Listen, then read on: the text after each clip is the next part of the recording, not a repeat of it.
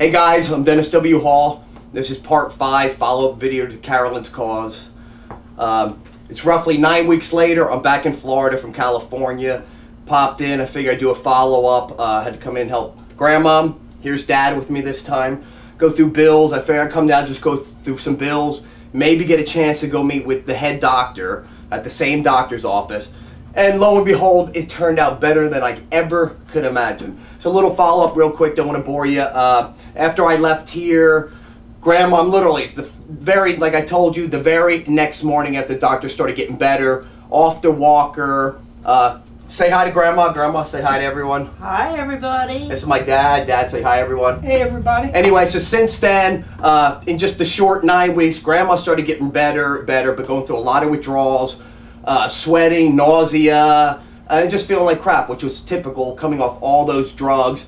Dad is regulating with the drugs, but since that, he had to go back in the hospital for a few days. His heart was acting kind of weird, and then literally hours after that, I got hit by a car on my motorcycle in LA. I got a broken arm here, no cast, but broken arm, road rash. Grandma was back in the nursing home for about 2 days because we had no one to watch her. So that's basically it. So now here we are. I came back. Got in last week, right away, just trying to work stuff out. So the next morning, my dad was scheduled for a stress test on Friday. So, before that, I'm sorry, when he was in the hospital, he was in just supposed to be 2 days. He told the doctor, I'm getting out in 2 days. They go, oh, no problem, no problem. That was the weekend, right before Memorial Day weekend. He told it, okay, I'm getting out tomorrow, right? No problem, no problem. Got signed off by the one doctor. Second doctor never showed up. Never called to release him or anything. So my dad just walked out, took the tubes out himself, had the one nurse help him, said, I'm done, I'm leaving. Left on a Friday or Thursday, walked out, so he was home for Memorial Day. So then he had scheduled for a stress test this past week with that same doctor. So stress test was Friday. He went into the main doctor, Dr. Death, the one that runs the main office. We met with him. They wanted to see him on Wednesday for a pre-test for the stress test. Don't know why, but all they wind up doing was taking his blood pressure? Blood pressure and temperature. That was it. So the main doctor, that's supposed to be in head of the other two doctors at the office, that had both of them on all the pills. We got them off 11 things. Lo and behold, he was there. Said, great. So we waited I show up in the office. I had my laptop open with Carolyn's cause video playing. Not playing, but up there, posted. I had my medical books, the new ones I got, open. All my notes from last time. Well, then head doctor now, he comes in, blah, blah, blah, blah, blah, what are you doing here? It's like, well, you wanted me here for the pre-stress test. Oh, okay. Okay, well, great. Oh, well, then we have nothing else to talk about. We'll see you Friday. I'm like, no, we have a lot to talk about. So I got up, closed the door politely, and started to tell him. He's like, well, what do you mean? I said, well, you know what's going on here, right? You do realize what's been going on all these years, right?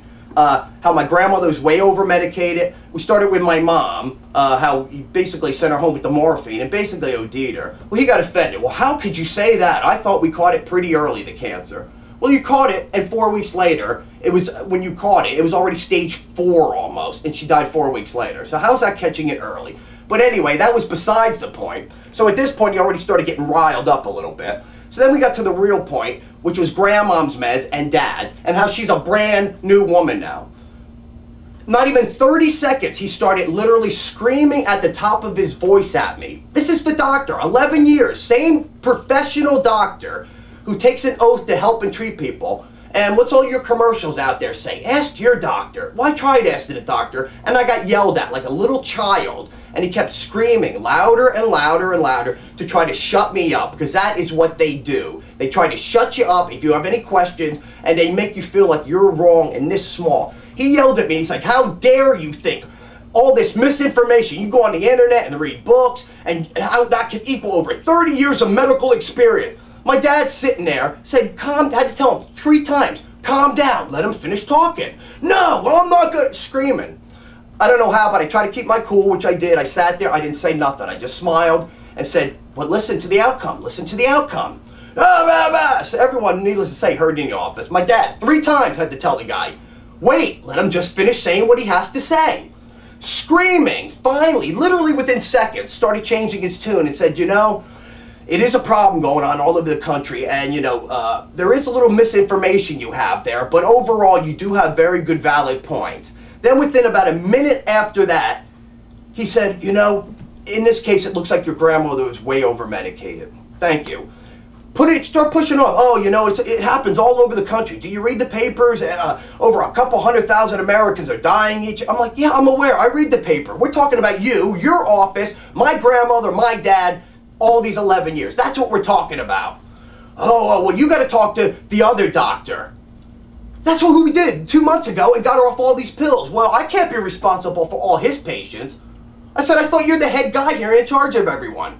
Well, I can't know what every patient's doing. Oh, okay, well, let's get to your dad. Fine, let's get to my dad. Dad starts saying, well, let me see. I just got my new Plavix prescription. Doctors, well, let me look at your file. Wow, well, why are you on Coumadin, Nurofen, aspirin, and Plavix? I don't get it. Same doctor's been treating him 11 years. Knows he has a heart valve in, couple stints in, so we had to tell him this, and okay, that's why you're on all three. Well, my dad just refilled his Plavix prescription just a couple days before I got here. It cost him $75 for 30 pills for the 1 month. $75, that's his copay, which it never was. Well, why is it now? Oh, they tell him, they inform him, he's in a donut.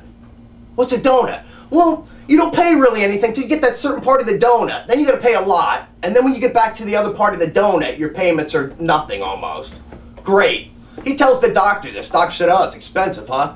Yeah, it's expensive, and I'm done. I'm not taking it anymore. When this prescription's over, I'm done. Not taking it. Without hesitating, he says, well, let me write you a prescription for a medicated aspirin, for a coated aspirin. It'll cost you nothing, and it does about the same thing. My dad went ballistic, am I right? Yeah. Crazy. So all these years, he could have been taking the coated aspirin instead of the Plavix, right? But once he says, I'm not taking it anymore, well, here, take this instead. Great. That's how our meeting went. So I had the guy yelling at me for literally, you know, a few minutes, screaming like a banshee, and then changing his whole attitude. And the funny thing was, when we walked in, my dad pointed out, hey, you see the new addition they have here?